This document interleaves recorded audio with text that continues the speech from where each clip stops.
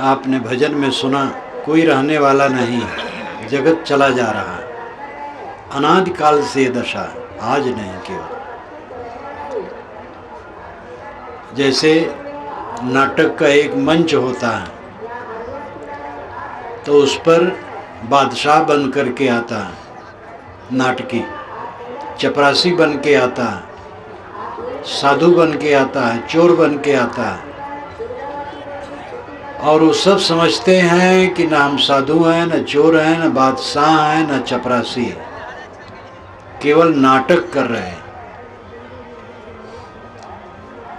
हम लोगों का जितना खेल है सब नाटक है, लेकिन हम लोग ये समझ नहीं पाते हैं कि नाटक है, समझते हैं सच है। जो मिला है घर द्वार ऐसे रहेगा, परिवार रहेगा, मान बढ़ाई रहेगी, सब कुछ ऐसे रहेगा, इसलिए भटक जाते हैं, बदहोश हो जाते हैं। जो नहीं करना चाहिए वो करने लगते हैं और इसी से सारा दुख उत्पन्न होता है।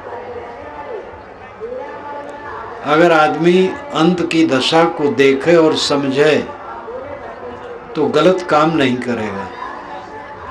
किसी को कोई प्रबलता से निश्चय करा दे कि आज 11 बजे रात तक आपका शरीर छूट जाएगा और उसको निश्चय हो जाए तो उसकी दुनिया दूसरे ढंग की हो जाएगी। ये चाँद, ये सूरज, ये नदियाँ, नगर, मनुष्य उसे दूसरे ढंग से दिखाई देंगे। अगर आदमी विवेक से इस वस्तु को समझे, इस तथ्य को समझे, तो उसकी दुनिया बदल जाएगी। मिली हुई चीज़ों में हम अपनी एकता कर लेते हैं, यही माया में भटकना है। माया भगवान की है, भगवान भटकाता है, ये सूचना गलत है। हमारी माया है, हम अपनी माया में भटकते हैं। भगवान माया नहीं रखता है। भगवान पवित्र है तो माया कैसे रखेगा? एक कटही कुतिया कोई पाले हो और सब पर दौड़ा दौड़ा के कटवाता हो तो उसको कोई अच्छा नहीं मानेगा। लोग पद पंचायत करके उसको रोकेंगे कि भाई ऐसा काम मत करो। जब वो नहीं मानेगा तो थाने में लोग जाएंगे कि आदमी कटही कुतिया रख करके सबको कटवा रहा है। भगवान क्या कटही कुतिया रख करके सबको कटवा रहा है? माया कटही कुतिया। भगवान की व्याख्या लोग गलत करते हैं। ईश्वर की माया सबको भटका रही है। ईश्वर की माया किसी को नहीं भटका रही है। ईश्वर की माया है ही नहीं। ईश्वर, भगवान ये पवित्र शब्द हैं और जो पवित्र होता है वो माया नहीं रखता है। माया छल कपट को कहते हैं। वो किसी को धोखा नहीं देता है। लेकिन ये गलत सूचना बहुत फैल गई है कि भगवान की माया सबको नचा रही है। जब पंडित और महात्मा कहते हैं तो आम जनता क्यों न कहे? लेकिन तथ्य यह है कि सबकी अपनी अपनी माया सबको नचा रही है। आप तम्बाकू खाने लगे तो तम्बाकू आपको भगवान ने खिलाया है कि आप खाएं? एक एक बात का विश्लेषण कीजिए। हाँ, कोई मित्र तम्बाकू खाने वाला आपको बहकाया होगा कि लो यार तम्बाकू खाओ। आपने कहा मैं तो नहीं खाता हूँ। अरे तुम भी मनुष्य देह पाए हो क्या? मालूम होता है मनुष्य देह सार्थक होगी जब तम्बाकू खाओगे। तो कहा रे एक चुटकी तो खाओ एक बार तो देखा जाएगा, फिर आनंद आएगा। और समझा बुझा करके आपके मुंह में डाल दिया। आपको चिड़चिड़ाया, खराब भी लगा, चिड़चिड़ाने में थोड़ा अच्छा भी माने, बस 2-3 बार खाए, अब खरीद कर खाना शुरू कर दी। तो इसमें भगवान की माया है कि आपकी माया है? आपकी माया, भगवान की माया नहीं। आपकी भूल है। एक लड़की एक लड़का आमने सामने घरों में रहते हैं और सामान्य रूप से दृष्टि पड़ती है, कोई अड़चन नहीं है। एक दिन दोनों निकट बैठे और एक दूसरे की नज़रों में अपनी नज़र डाले और चारों नेत्र एक हो गए, मोह बढ़ गया। अब एक दूसरे को देखे बिना नहीं रह पाते,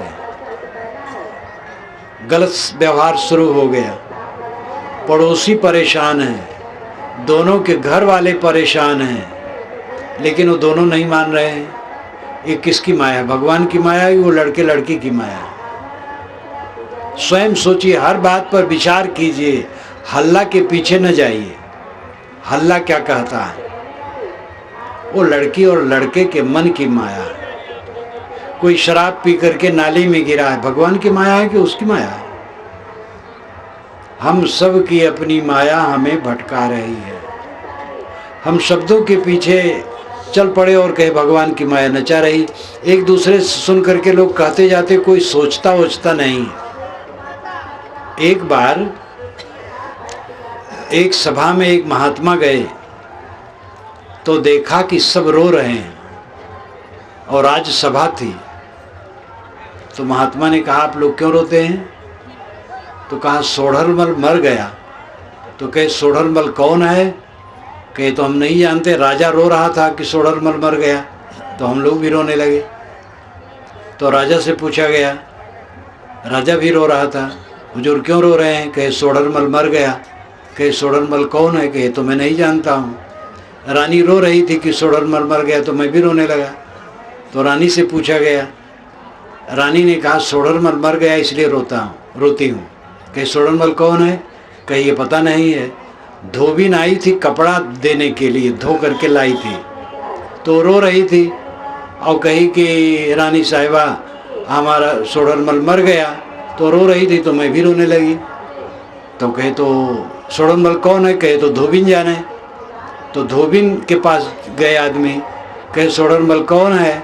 कहे, हमारे कोई बच्चा नहीं है, एक गधा था पाले थी, उसी का नाम सोढ़रमल रखे थे, और वो मर गया, इसलिए मुझे बड़ा दुख है। सोढ़रमल मर गया। अब इसको सुन करके सब रोते चले गए, कोई नहीं सोचा कि सोढ़रमल है कौन। दुनिया में ऐसे हल्ला होता है और लोग एक दूसरे की बात दोहराते जाते हैं, सोचते नहीं। पंडित और महात्मा कहे कि भगवान की माया सबको नचाती है, तो आप लोग भी कहने लग गए। ये विचार ही नहीं किए कि भगवान पवित्र होता है। जब पवित्र होता है तो नचाएगा कैसे, परेशान कैसे करेगा? एक सज्जन आदमी किसी को गुमराह नहीं करता। अगर कोई यहाँ पूछे कि झूसी किधर है, तो ये सज्जन आदमी ये नहीं कहेगा कि उत्तर जाओ 4 कोस पर झूसी है। ऐसा कैसे उगा सकता है? झूसी तो पासे में है, लगी है और पूरब तरफ है। तो भगवान की माया हमें नहीं नचाती है, हमारी माया हमें नचाती है। और हमारी माया क्या है? मोह, आसक्ति, गंदी आदत, यही माया है। साहब ने कहा है, माया माया सब कहे, माया लखे न कोय, जो मन से न उतरे माया कहिए सोए। जो मन पर चढ़ी रहे वो माया है। राग चढ़ा रहता है, द्वेष चढ़ा रहता है, किसी से वैर है तो चित्त में चढ़ा रहता है, और यही होता है कि उसको कैसे नीचा दिखाऊं। और किसी से प्रेम बहुत है, मोह, तो चढ़ा रहता है कि कैसे उसको जायज नाजायज रूप से संपन्न बनाऊं। इस प्रकार जहाँ जो वस्तु हमारे मन पर चढ़ी रहे वो माया है। मन को हल्का कर लेना, सबको उतार करके मन को एकदम साफ सुंदर सरल, ये माया से अतीत होना है। भगवान की माया हमें नहीं नचाती, हमारी माया हमें नचाती है। भगवान जैसा कराता वैसा हम करते हैं, लोग कहते हैं। भगवान पवित्र है। अगर आप भगवान के कराने से करें तो गलत काम कर ही नहीं सकते, और गलत काम करते हैं तो आपकी जिम्मेदारी है, ये आपकी गलती है। भगवान नहीं कराता, आप करते हैं। हर इंसान अपने कर्मों के करने में स्वतंत्र है, कोई उससे करवाता नहीं है, मजबूर नहीं करता है। लोग कहते हैं भगवान की इच्छा के बिना तृण नहीं हिलता है। तो जब तृण नहीं हिलता है तो जेब कतराई कैसे होगा बिना भगवान की इच्छा के। यही गंगा के किनारे न मालूम कितने लोग लुट गए होंगे, वहाँ स्नान करने जाते हैं और उधर लोग मार देते हैं। इतनी सफाई उन लोगों में होती है कि हद है। एक सज्जन तो रुपया जिसमें था शर्ट में, वो बहुत कपड़ों के बीच में रख करके और नहाने गए, और उनका एक आदमी खड़ा है और कपड़ा सामने है और आए तो नहीं था। ये चोरों की कला बड़ी अद्भुत होती है। इसी मेला में एक सज्जन आए, बूढ़े बूढ़े गोरे गोरे और धनी आदमी, अकेले थे बेचारे, थुलथुल शरीर, अटैची लिए। इतने में एक सुंदर नवयुवक आ गया सामने। फूफा नमस्ते, फूफा नमस्ते। फूफा आप बहुत दिन पर मिले। वो खड़े हो गए कि बेटा मुझे याद नहीं, वहाँ मिले थे जब मैं वहाँ गया था अमुक जगह। फूफा साहब आप भूल गए? ठीक है कोई बात नहीं, अब सेवा बताइए क्या सेवा करूँ? कहे बच्चा नहाने आया हूँ, यही सब रक्षा करना। हाँ फूफा जी चाहो नहाओ। सब रख लिया, हो गए नहाने। जब डुबकी लगाए तो देखे वो लड़का नहीं है, तो निकल आए। अब नंगे खड़े हैं, धोती खाली पहने हैं और लड़का नहीं है। तो कहे भैया हम किसके फूफा हुई? ए भैया हम किसके फूफा हुई?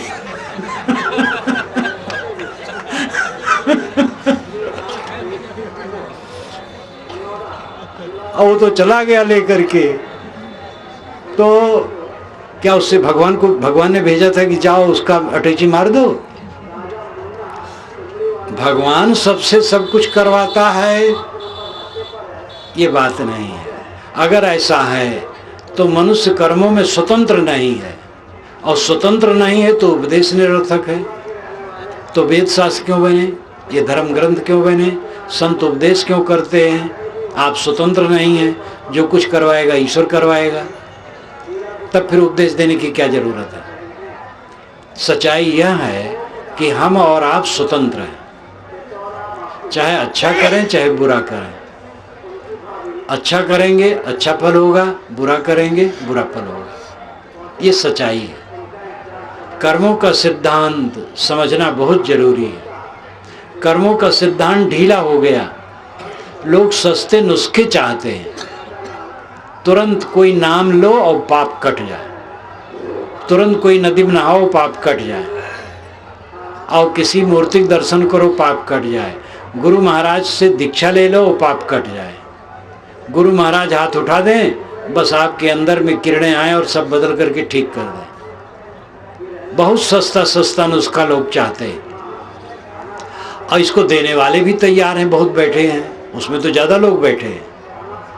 लेकिन सच्चाई यह है कि हम और आप जो कुछ सोचते बोलते और करते हैं उसके हम जिम्मेदार हैं। सोचना भी, बोलना भी, करना भी, तीनों के हम जिम्मेदार हैं। गलत सोचते हैं उसके हम जिम्मेदार हैं, अच्छा सोचते हैं उसके हम जिम्मेदार हैं। सोचने से बोलना आरंभ होता है, और सोचने बोलने के बाद कर्म आरंभ होता है। ये तीन की कुंडली में हम ग्रसित हैं। विचार, उच्चार, आचार। पारसी परंपरा में तो इसी तीनों के लिए बारंबार दोहराया गया है। पारसी एक परंपरा है जिसमें कि मन वाणी कर्म, हे अहरु मजदा, हमारे मन वाणी कर्म पवित्र हो, हे अहरु मजदा। उनके ईश्वर का नाम है अहरु मजदा। तो बारंबार कहा गया हमारे मन वाणी कर्म पवित्र हों। ये मन वाणी और कर्मों से हमारे जो कुछ होता है उसके हम जिम्मेदार हैं, इसलिए अपने को संभालें। ये इंद्रियों के एक एक देवता माने गए हैं। हाथ का देवता इंद्र है, आँख का देवता सूरज है, मन का देवता चंद्रमा है, ऐसा ग्रंथों में माना गया है। एक चोर चोरी किया, पकड़ा गया, जज के सामने कहा हमारे हाथ का देवता इंद्र है, इंद्र ने ये काम करवाया, हम निर्दोष हैं। तो इंद्र बुलाए गए। इंद्र ने कहा ठीक है। तलवार लेके इंद्र आए, और चोर से कहे हाथ मेरा है, मैं इसको काट के ले जाना चाहता हूं, तो घबरा गया। ये तो काल्पनिक मान्यता है कि हाथ पर इंद्र का अधिकार है, हाथ पर आपका अधिकार है। और इंद्र का वास्तविक अर्थ किया जाए तो जीव है, जो इंद्रियों का प्रेरक है वो इंद्र है। इंद्र के 3 अर्थ हैं, आदि दैविक, आदि भौतिक और आध्यात्मिक। इंद्र वेदों में बहुत व्यापक विशाल देवता है। आदि दैविक का अर्थ है प्रकृति संबंधी, आदि भौतिक का अर्थ है प्राणी संबंधी, और आध्यात्मिक का अर्थ है आत्मा संबंधी। तो आदि दैविक अर्थ इंद्र का है प्राकृतिक शक्ति, ये जो प्रकृति की शक्ति है ये इंद्र है। और आदि भौतिक अर्थ है बलवान राजा, इंद्र का अर्थ। और आध्यात्मिक अर्थ है इंद्रियों का प्रेरक जीवात्मा, ये इंद्रियों का प्रेरक जीवात्मा ही इंद्र है, और इसी के अधिकार में पूरा शरीर है। न कर्तृत्वम न कर्माणि लोकस्य सृजति प्रभु न कर्म फल संयोगम स्वभावस्तु प्रवर्तते, ये गीता में आता है। महाराज कृष्ण कहते हैं कि ईश्वर किसी में कर्तृत्व का अभिमान नहीं उत्पन्न करता है कि तुम कर्म करो, यानी किसी को प्रेरित नहीं करता है कि तुम कर्म करो।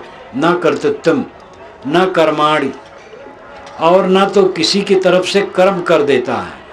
न कर्म फल संयोगम, न तो कर्मों का फल देता है। स्वभावस्तु प्रवर्तते, जैसे जीव करता है वैसे स्वाभाविक उसको फल मिलता है। आप भोजन करते समय ज़्यादा खाएंगे तो पेट खराब होगा, कोई उसको पचा नहीं पाएगा, न भगवान पचा पाएंगे, न गुरु जी पचा पाएंगे, न कोई मंत्र जाप पचा पाएगा, न नाम जाप पचा पाएगा। संतुलित खाओगे सुखी रहोगे, बहुत कम खाओगे रोज रोज तो दुर्बल हो जाओगे। इसलिए ज़्यादा खाना और बहुत कम खाना दोनों छोड़कर मध्यवर्ती संतुलित भोजन करोगे, सुखी रहोगे। ये अपने बस की बात है। लड़ोगे, झगड़ोगे, क्रोध करोगे, मन खराब रहेगा। क्षमा करोगे, गम खाओगे, संतोष रखोगे, मन शीतल रहेगा। ये अपने ऊपर निर्भर करता है। वासनाओं के बस होकर के भोगों में उलझोगे तो चित्त उसी में दृढ़ होगा, मलिनता में चंचल होगा, अध्यास बढ़ेगा। संयम से रहोगे, संतुलित रहोगे। अपने परिवार में, समाज में जहां आप रह रहे हैं, अगर सब में समझौता से रहोगे तो सुखी रहोगे। लड़ो झगड़ोगे तो परिवार और समाज को नरक कर दोगे। घर में 4 लोग हैं, एक दूसरे से मीठ नहीं बोलते हैं तो घर क्या है? नरक है। एक दूसरे से मीठा बोलो, आदर से बोलो। किसी से गलती हो जाए सह लो, गलती हो गई, कट कह दिया, आप न कटको। और ये भी ध्यान देने योग्य है कि स्वभाव भिन्न भिन्न लोगों के होते हैं। किसी में तमो प्रधान ज़्यादा रहता है, चिड़चिड़ा, अहंकारी स्वभाव। किसी में नम्रता रहती है, मीठे वचन का प्रयोग।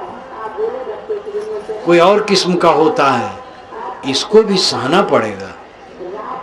हमारी उंगलियां बराबर नहीं हैं। इसी प्रकार परिवार में, समाज में जितने लोग हैं, सबकी न तो योग्यता बराबर है, न गुण बराबर है, न स्वभाव बराबर है, कुछ बराबर नहीं, सब में अंतर है। ऐसे अंतर में रहते हुए विचित्र स्वभाव, भिन्न भिन्न गुण कर्म, समता से अगर न जिया जाए तो एक दिन भी सुख शांति नहीं है। घर घर में कलह क्यों है? क्योंकि एक दूसरे को सहना नहीं चाहते, अपनी तरफ देखना नहीं चाहते हैं। अगर दूसरे से भूल हुई है तो ये सोचो कि हमसे ऐसी भूल न हो। आपका साथी है, आपको कटु कहा तो ये सोचो, ये ना सोचो कि इसने कटु कहा, ये सोचो ऐसा हमसे न हो जाए। कटु कहा तो हार गया वो, भले वो अहंकार बस गरजे, लेकिन कटु कहा तो हार गया। अब आप अगर मीठा बोले तो आप जीत गए, और कुछ रहेगा नहीं। जितना संयोग है भागता चला जाता है। बाइस्कोप का तमाशा, बाइस्कोप का तमाशा मैं बचपन में देखा हूँ। चलती गाड़ी देख, नंगिन धुबैन देख तो एक एक दिखावे, जब दिखा के पूरा कर दे तब जोर से चलाए तो कहे चलती गाड़ी देख, और लपेटे सब, और उसमें सब बहुत दिखाई दे, अंत में कुछ नहीं, सब सुन। ये बाइस्कोप का तमाशा है, कुछ स्थिर नहीं है। हम लोग सब सोचें बचपन से आज तक जितना देखे सुने भोगे मिले जुले, कुछ है? कुछ नहीं। बूढ़े जो हैं वो और ध्यान दे, जितने इसमें बूढ़े बैठे हैं सब जवान थे, सब मचलते थे, सब मजाक करते थे। जवानों को मजाक बहुत आता है, हंसी बहुत आती है, लेकिन अब इन बूढ़ों को कहो ऐसे करो तो नहीं कर पाएंगे। बूढ़े लोग तो हारे हुए जुआरी की तरह एक तरफ बैठे हैं। जैसे जुआरी हार जाता है तो बहुत गमगीन हो जाता है, या मुकदमे में हार गया हो, बड़ी पतिहास। इसी प्रकार बूढ़ा मुकदमे में हारा हुआ, जुआरी हारा हुआ की तरह वो बैठ जाता है। जीत कैसे हो?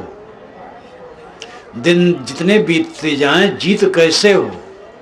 सब हारते हैं। जीत की हार अभी बाकी है, धार अभी बाकी है, पार अभी बाकी है। एक भजन है बड़ा सुंदर, जवानी में जीत बुढ़ापा में हार। जवानी में काम धाम करते हैं, पद पर हैं तो पद पर हैं, घर में हैं तो भी काम धाम अपना करते हैं। कहीं भी तो आदमी कुछ करता है, कमाता है, बाल बच्चों पर रोब रखता है, सब पर शासन रखता है। बूढ़ा गया, सेवा मुक्त हो गया। घर में है तो घर में भी बच्चे जवान हैं, बहुएं युवती हैं, उनके बाल बच्चे हैं। अब वो बूढ़ा एक किनारे बैठा है। कई बार लड़के से कहता है बेटा वो क्या बात थी, तो कहता है पिताजी आप नहीं समझ पाएंगे, चुपचाप बैठे रहे। और पिताजी उसको समझाए हैं और पिताजी समझ नहीं पाएंगे। ये दशा आती है। एक घटना इस पर मुझे याद आती है। एक पंडित जी यहाँ में बैठा था, तो उनका लड़का 12-13 बरस का था, कुछ बोला तो पंडित जी के ख्याल से वो कम ठीक था, तो डांट दिया, तो चुप हो गया। 13-14 बरस के बाद फिर उनके यहाँ में बैठा था, तो उनका बच्चा जवान और पिता अब ढील हो गए थे। तो पिता ने कुछ कहा तो लड़के ने डपट दिया, तो वो बेचारे चुप हो गए। मैंने कहा कैसा चक्र है। इसी घर में मैं था, एक दिन 14 बरस के पूर्व पंडित जी ने डांटा था, उनका बच्चा चुप हो गया था। आज उसने डांटा, ये बेचारे चुप हैं। ये चक्र चलता है। घर की मलकिन बूढ़ी हो गई, एक किनारे बैठ गई, अब बहू रानी का राज है। इसीलिए माताओं को चाहिए अपनी बहुओं को प्यार दें। ये बेटियों को प्यार देती हैं, बहुओं को नहीं देती। और बेटियां इनकी सेवा करने वाली नहीं हैं, वो तो अपने घर जाएंगी। सेवा करेगी बहुएं और बहुओं से बैर, तब जब बहू मलकिन बनेगी तब सब कसर निकालेगी। लेकिन ये भी समझ लो, अगर अपने बहू की कसर निकालेगी तो उसकी कसर उसकी बहू निकालेगी। ये चक्र है, सावधान, बहुएं भी सावधान। अभी एक घर में मैं था, तो वो कही साहब हमारी बहू तो क्या पूछना, सीता है।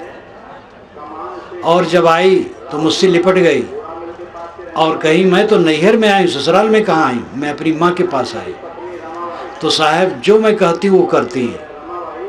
ये भाव कितना सुंदर है। अगर बहू भटकती भी है तो सास को चाहिए प्यार दे करके उसके मन में ऐसा भाव भर दे कि वो पुत्रीवत हो जाए।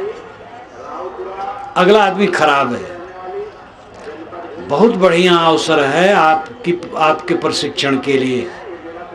अगला आदमी कड़ा है, कटु कहता है, बेदर्द है, अस्वाभाविक बात कर देता है, स्वार्थी है, बहुत कुछ आप उसको दोष दो, तो ये समझ लो आपके लिए अवसर बढ़िया है, वहाँ आपका अच्छा प्रशिक्षण हो सकता है। अनुकूल अनुकूल है, प्रतिकूल प्रतिकूल है। अनुकूल प्रतिकूल दोनों को जो अनुकूल बना ले वो आदमी है। प्रतिकूल है, कठोर वचन कहता है, कटु है, तो आप अपने को संभालें, नम्र रहें, उसके कट कहने पर आप नम्र हो जाए। देखो धीरे धीरे उसको नम्र होना पड़ेगा। एक पंडित जी गए खेत में, तो गन्ना तोड़े, 7-8 गन्ना तोड़े, साफ किए, और उनके मन में था जाके रस निकालूंगा और रसियाव घर में बनेगा। लेकिन दयालु बहुत थे, तो लड़के बीच में, हमें दे दो पंडित जी, हमें दे दो पंडित जी। तो वो देते गए तोड़ तोड़ करके, तो एक गन्ना हाथ में बचा और सब दे दिए। तो लगाने बजाने वाले तो लोग होते ही हैं।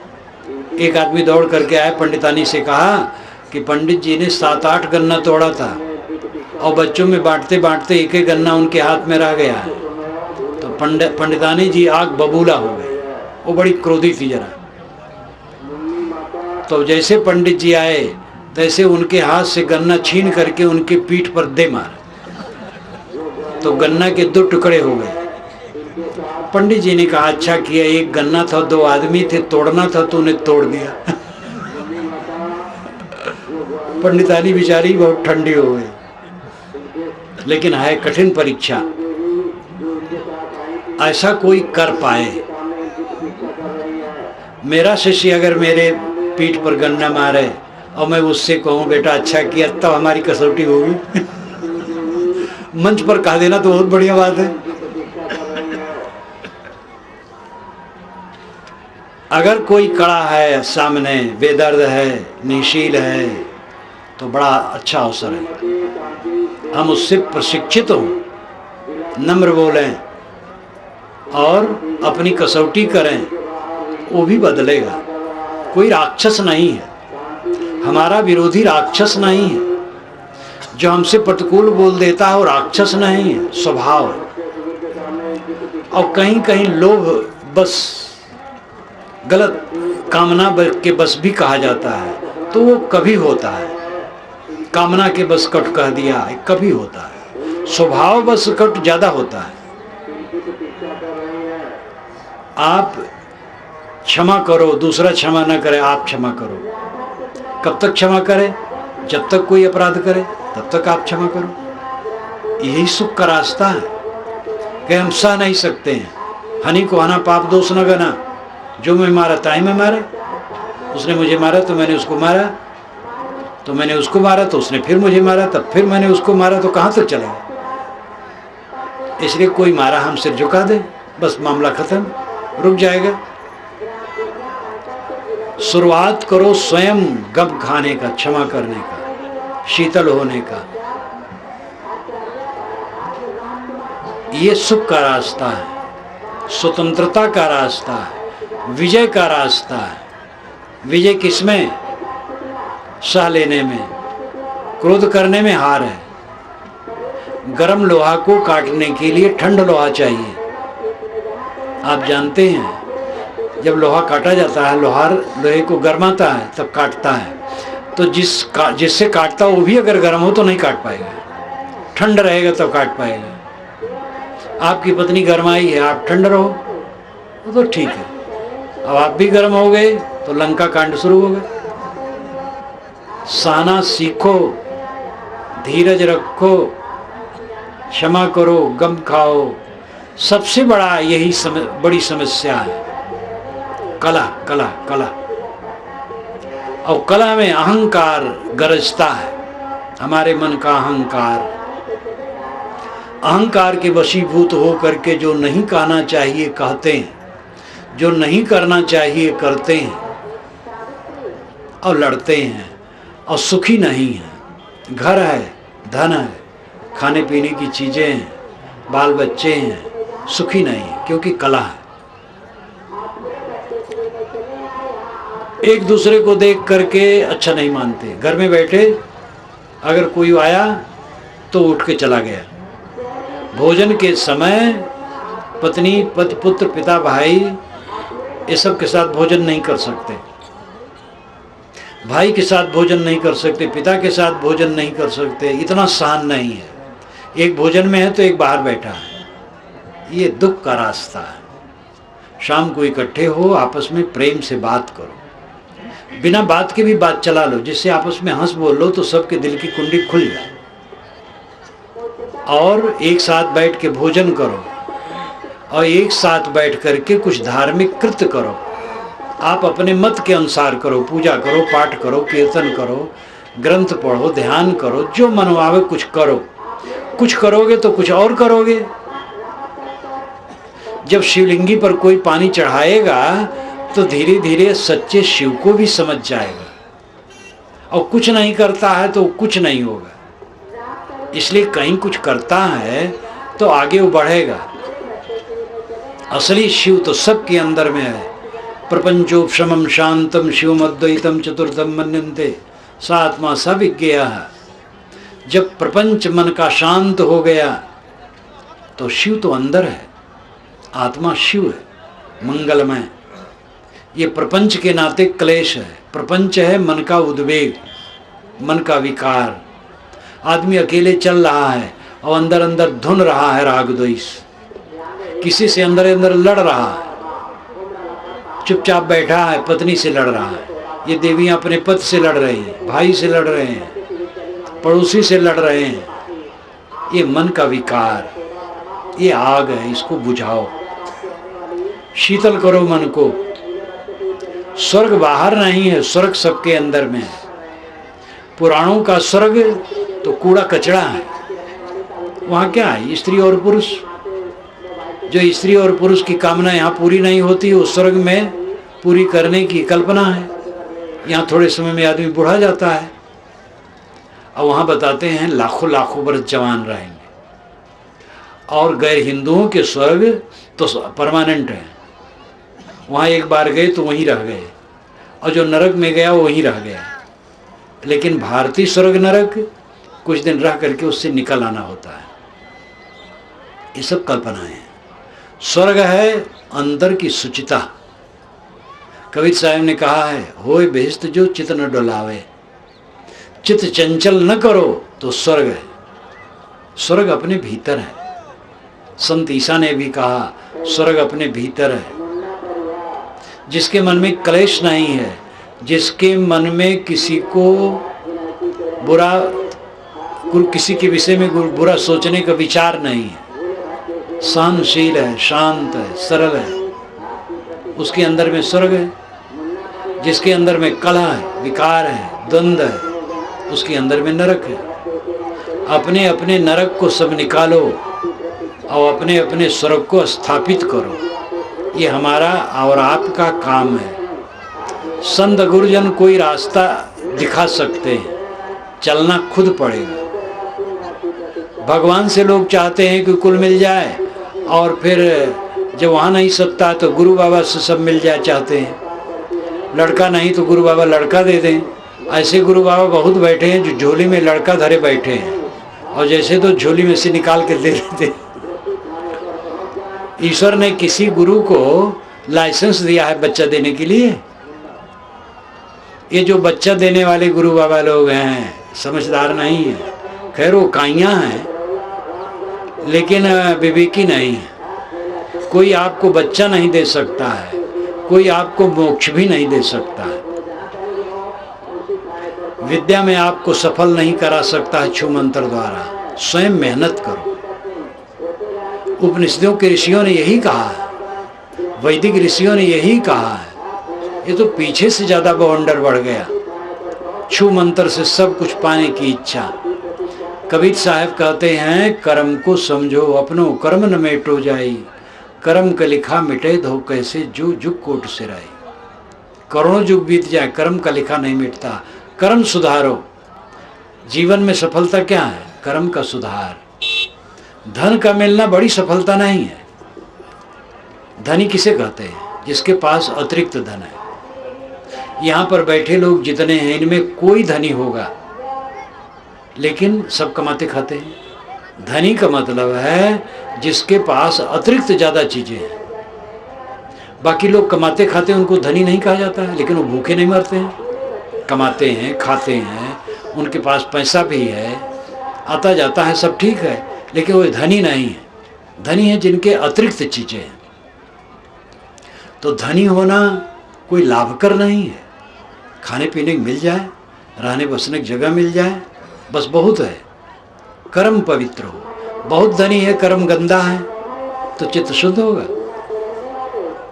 बड़े बड़े धनी मानसिक विकारों में जलते हैं, नींद उनको नहीं आती है। ये गरीब लोग कहीं नींद की दवाई जानते हैं, खाना तो दूर जानते भी नहीं। नींद की गोलियां इन धनियों के लिए बनी हैं। करवट बदलते रहते हैं और नींद नहीं आती है तो नींद की गोली खाते हैं। आदमी के जीवन की सफलता है चित्त की निर्मलता, कर्मों की निर्मलता। और आज कल में जब देह छूटेगी तो साथ में क्या चलेगा? अपना किया हुआ कर्म संस्कार चलेगा और कुछ नहीं चलेगा। इसलिए उसकी कमाई करो। और उसके लिए बहुत लोग बेखबर हैं, बहुत लोग बेखबर हैं। कोई कोई ध्यान देता है, कोई कोई सावधान है। ये उत्तम मानव जीवन मिला हुआ है, संत मिले हुए हैं, ज्ञान के ग्रंथ हैं, सब सुविधा है, हवा है, प्रकाश है। देखो हम लोग चलते फिरते यहाँ आके बैठे हैं। एक दिन ऐसा आ सकता है जब कमरे से निकल न सके। अभी हमारे एक मित्र हैं इलाहाबाद में, उनको मैंने फ़ोन किया तो वे स्वयं खाट पर बैठ नहीं सकते, लेटे हैं तो कोई बैठावे तब बैठ सकते हैं। और वे हमारे यहाँ आते थे, मेले में भी आते थे। अब वो क्या करें, जब स्वयं वो खाट पर उनको बैठाओ तब बैठ सकते हैं। कितनी मजबूरी हो गई। कितने लोगों की आंखें नहीं हैं, कितने लोगों के हाथ नहीं, कितने लोगों के पैर नहीं हैं, कितने लोगों की बुद्धि खराब हो गई, विक्षिप्त पागल हो गए। हम लोगों को कैसा सौभाग्य है, सब ठीक है।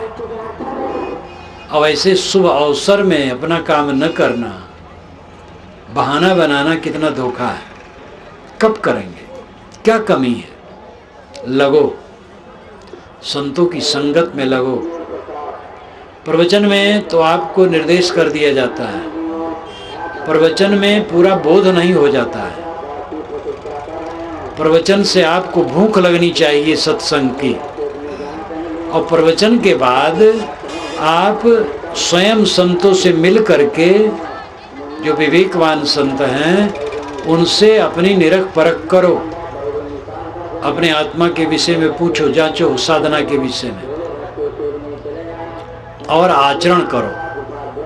ऐसे ज्ञान के ग्रंथ पढ़ो रोज। संत तो आपके घर में नहीं रहेंगे, ज्ञान के ग्रंथ घर में रखो और पढ़ो। तंबाकू खाने वाले मजदूर जो हैं, वे भी महीने में 150 रुपये तंबाकू खा लेते हैं। अब आप वर्ष भर में 100-200 की पुस्तक ज्ञान की खरीद करके रखा करो तो कितना हो जाए। ज्ञान के ग्रंथ पढ़ो और जो समझ में आए उसके अनुसार आचरण करना शुरू करो, तो बदलेगा जीवन। धीरे धीरे होता है, धीरे धीरे रे मना धीरे सब कुछ होए। माली सींचे 100 घड़ा ऋतु आए फल होए। बच्चा जब पढ़ने जाता है कुछ नहीं समझ पाता है, लेकिन वही बच्चा निरंतर पढ़ते पढ़ते एक दिन महाविद्वान हो जाता है। जब हम कुआं खोदते हैं तो थोड़ी सी मिट्टी पहली कुदारी में निकलती है और वहीं एक विशाल कुआं तैयार हो जाता है। मकान बनाते हैं तो पहले एक मुट्ठी मिट्टी होती है और उसी पर होते होते सतमाला भवन खड़ा हो जाता है। इसलिए करने से होगा। अपना कल्याण करने में सब स्वतंत्र है, दुनिया के भोगों में स्वतंत्रता नहीं है। किसी पर कब्जा करने का हमारा बल नहीं है, किसी पर हम कब्जा नहीं कर सकते। अपने शरीर को भी अवस्था परिवर्तन से रोक नहीं सकते हैं। शरीर को संयम की दृष्टि से रोक सकते हैं। कट न बोलें, गलत चीज़ न खाएं, गलत चीज़ न पिएं, दुर्व्यवहार न करें, चोरी हत्या व्यभिचार न करें, अपने इंद्रिय और मन को संयमित रखें, ये कर सकते हैं। लेकिन शरीर बूढ़ा ना हो, ये संभव नहीं है। बाल न पकें, दांत न टूटें, ये संभव नहीं है। शरीर परिवर्तन होगा और सब कुछ बिखरेगा, एक एक करके सब अपने से अलग हो जाएगा। इसलिए जागें। ये जीवन सुंदर जीवन मिला है आत्म कल्याण करने के लिए। आप लोग इसमें विविध दृष्टिकोणों से आए होंगे। कोई तो कुछ सत्संग के लिए केवल आया, कोई आया कि गंगम नहाएंगे तो हमारा पाप कट जाएगा, कोई कि मोक्ष मिल जाएगा। जिस बहाने से आए, संतों की संगत में अगर आए तो वहाँ से सत्संग का आधार लेके जाइए, और जहाँ रहें अच्छे संतों की संगत किया करें। संत का कोई संप्रदाय नहीं होता है। जहाँ संत महिमा कही गई है तहाँ संप्रदाय विशेषण नहीं रखा गया है। चाहे कोई ग्रंथ देख लो, संत वह है जो सत्य में स्थित है, जिसके मन वाणी कर्मों में निर्मलता है, जो निष्काम और निर्वाण है, जो अंतर संतुष्ट है, जो किसी को तकलीफ नहीं देता है, समताशील से बरतता है और संयम से चलता है, वो संत है। ऐसे संत हिंदू में हो, मुसलमान में हो, ईसाई यहूदी में हो, कबीरपंथी हो, वैष्णव हो, वेदांती हो, कुछ मतलब नहीं। कोई भी संत हो, आपको इंग्लिश सीखना है तो इंग्लिश का विद्वान चाहिए, वो ब्राह्मण हो कि शूद्र, मुसलमान है कि हिंदू, इससे क्या मतलब होता है। इंग्लिश का ज्ञाता हो तो आप उससे इंग्लिश सीख सकते हैं। इसी प्रकार जो संत है, शांत आत्मा है, तृप्त आत्मा है, उससे आपको निर्देश मिलेगा, चाहे कोई भी हो। भोगों के पीछे लोग भागते हैं और इसीलिए उसके लिए कलह करते हैं। भोग, मान, बड़ाई, पद, प्रतिष्ठा, अगुवापन, मालकी, इन सब के लिए लोग कट बोलते हैं, कलह करते हैं, दलबंदी करते हैं, बैर विरोध करते हैं, तमाम उपद्रव करते हैं। भोग की कामना जिनकी शांत हो गई, मालिक बनने की इच्छा नहीं, केवल सेवा। मालिक मत बनना, सदैव सेवक बनना। घर का मालिक मालिक नहीं है, सेवक है। गुरु भी सेवक है समाज का। गुरु अपने को गुरु न कहे, सेवक समझे। सेवक बन के रहो, सेवक को नहीं फेर। सेवक को चक्कर नहीं है। जहाँ स्वामी बने तहाँ चाटे पाओगे, समझ लो। जहाँ मालिक बने, अहंकार घुसा, राग द्वेष में पड़ जाओगे। और सेवक है, सेवा करो, विनम्र रहो। माँ बाप का सह लो, बच्चे का भी सह लो। मालिक का सहो, नौकर का भी सह लो। नौकर भी अपना सदस्य है। जो दिन भर 10 बात जिसको कहते वो काम करता है, एक बार कहीं वो कट कह दे तो सहना चाहिए। पराया कौन है? सब नौकर हैं, हम सब नौकर हैं। प्रेम की गंगा जब तक न बहेगी तब तक जीवन में आनंद नहीं आएगा। कबीर साहब काशी में रहते थे, जहाँ पंडितों का गढ़ तब था, आज भी है।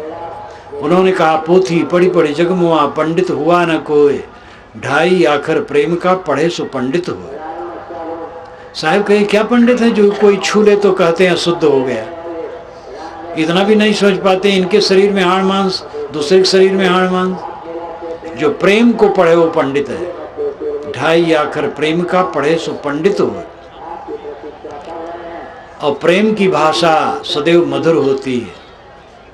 तो भाई हम और आपको ये ध्यान देना है, कोई ना रहिया जगत चला जाए। आपने भजन में सुना था, हम लोग नाटक के मंच पर हैं। अपना अपना नाटक खत्म करो, मंच से उतर करके चल दो। यहाँ स्थिर निवास नहीं है, चल देना है उठ करके। अब उस दिन की याद रखो, करो रे मनवा दिन की तदबीर। जब जमराजा आनी पड़ेंगे, नेक धरत नहीं धीर। मुंगरिन मार के प्राण निकासत, नयनन भरी है नीर। उस दिन की याद करें और जगें। उस दिन की जिसको याद रहेगी वो गलत काम नहीं करेगा, साधना में चलेगा, सत्संग करेगा और अपने चित्त को शुद्ध करेगा। जिसने अपने चित्त को शुद्ध किया, कर्मों को सुधार किया, आत्मसंयमी हुआ, उसी का कल्याण है। हमें और आपको ये काम करना चाहिए। मैं अपनी वाणी को विराम देता हूँ।